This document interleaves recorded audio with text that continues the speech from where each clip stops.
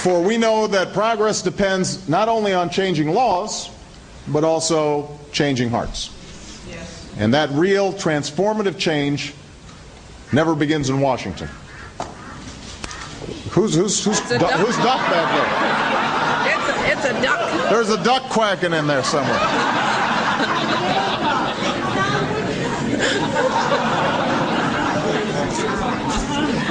Where do you guys get these ringtones, by the way? I'm just curious.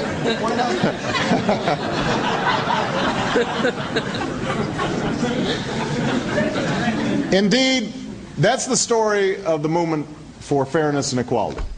Not just for those who are gay, but for all those in our history who've been denied the rights and responsibilities of citizenship, who've been told that the full blessings and opportunities of this country were closed to them.